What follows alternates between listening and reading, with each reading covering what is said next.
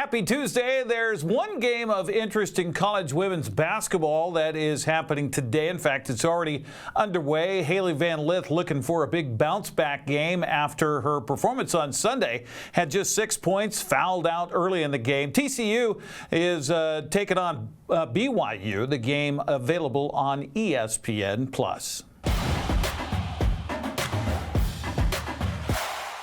The Wenatchee Wild returned home last night long enough to sleep in familiar beds before heading off for Spokane tonight. A 6-game road trip, particularly disappointing as Wenatchee won just one of the 6 games. Wild broadcaster Austin Draude visited with Dan Kuntz on Wake Up Wenatchee Valley this morning. He says the team had, of course, much higher hopes for the Canadian swing.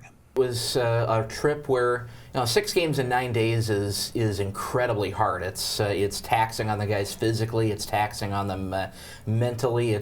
We talked about it a couple of weeks ago. It's like being a rock band on tour. You're in a new town and playing a new show every single night. But it's taxing for the guys. You really have to kind of gut your way through it and grit it out. And it was a trip where we'd play really well for stretches, but we wouldn't be able to put that full 60 minutes together. We'd play a great first period, play a great second, we'd hang on to the game in the third, and our grip would slip, and a good team on the other side would take it from us. Or we'd get off to a slow start, and we'd come roaring in the second and third period, but we're in too big a hole to dig out of. So it was a week of close but not quite, and there was a lot of that on the trip. Saw some really good things, probably not consistently enough to get more than 3 points out of the trip. What made the trip seem even longer than coming up short on the ice was the extreme cold temperatures outside and snowy conditions. 6 games in a 9-day trip. You got the day before to travel, you got the day after to travel, so gone for 11 days on the bus. This was a long stretch. I know the wind chill got down to 34 below at one point while we were up in Moose Jaw, I believe. So it was a long trip, a snowy trip, a cold trip. Glad to get home. Glad to get back into a routine and get back to work. Another blow to Wenatchee's game came when top goal scorer Sean Rios was suspended following Wenatchee's game at Brandon. Draude says it followed a blow to the head of a Wheat King player. So against Brandon, he took a penalty for a check to the head about 5 minutes into the second period.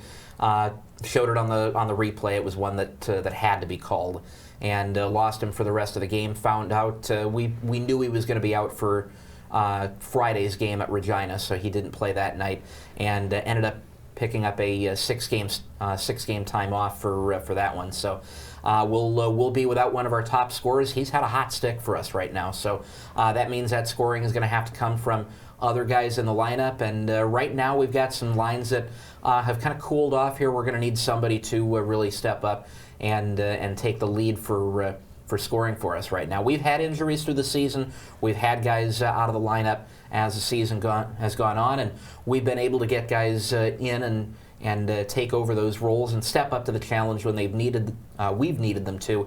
And now over the next few games, we're going to need somebody to step up and do that again for us. Wenatchee finds itself in a dogfight for the final playoff spot to the Western Conference of the WHL. Wild are tied with Seattle for the 8th and final playoff spots, while 2 other teams are close behind. We are in the battle for an 8th place playoff spot, the last playoff spot in the Western Conference, and there are 4 teams that are within about 4 points of each other, and we're right up there at the top with, I believe, Seattle picked up a win over the weekend, so they're right up there. Kelowna's trying to stay in the mix. Kamloops has stayed in the mix pretty well. But every point matters, and we're not going to play our counterparts the rest of the way a whole lot. We get a couple games against Seattle. We get one against Kamloops, but we're done with Kelowna right now. So winning the other games on our schedule, besides taking those head-to-heads that we obviously have to win, taking the games on our schedule against the tough teams like Spokane, Prince George. We'll see Everett a couple of times at the end of the season, games that could decide whether we get into the playoffs or not. Every point matters, and these are games that we will need some help from other teams on, but we need to win our games and do our part. Wenatchee plays the final game of the road trip tonight in Spokane against a team that has caught fire as of late because of earlier trades that, according to Draude, have one of the best lines in the entire league. They're making a run at the really at the WHL title and the Western Conference title this year. They've got a line, and they've come up large a lot since they came together. You talk about good chemistry. These guys have good chemistry with each other, and they play at a different speed. Andrew Crystal, Berkeley Catton, who's a Kraken prospect. Crystal's a Washington Capitals prospect, and Shea Van Olm is right up there. I think he might still be in the league lead for goals scored. That's their top three line. It might be the best combo in junior hockey right now, and they've got a goaltender at the back end in Dawson Cowan, who I think is going to be playing the sport for a very long time and probably making some money doing it. So it's a good team that brings a lot to the table. It's a team that we didn't play at 60 minutes enough on the road this past week, and I think that's got to change here tonight. We've seen it from these guys. They play well against good competition. These guys have beaten Everett twice. Yeah, they've beaten Everett. They've beaten Portland, and nothing a few times. That's no slouch. They beat Tri-Cities. They Spokane. I mean, we have a tendency to play to the level of our competition. Would you say that's a fair statement? And these guys can play with Spokane. They've got to keep obviously they've got to keep the top three contained, but if they're able to do that and do things consistently, do things right for 60 minutes, there's no reason this group can't go on the road and grab one in front of a hostile crowd tonight. You can hear Austin's call of tonight's game locally on radio at 560 KPQ. Wenatchee returns home to host the Portland Winterhawks on Friday at the Town Toyota Center. Well, playoff basketball continues for the high schools in our region tonight. The first round of the District 5 1B tournament is today at Moses Lake Christian. The Orville girls face Entiat. Cascade Christian and Moses Lake Christian play afterwards at 7:30. Central Washington 2B League tournament wraps up today with Tonasket facing Lake Roosevelt for third and fourth. That's at Okanagan High School. Okanagan and Brewster play for the league title at Omak High School coming up at 6 o'clock. Regular season basketball, Eastmont hosts Wenatchee in Big 9 play tonight. That'll be at 5:30. Tonight's the first round of the District 5 2A boys tournament. Quincy visits East Valley. Toppenish hosts Ephrata.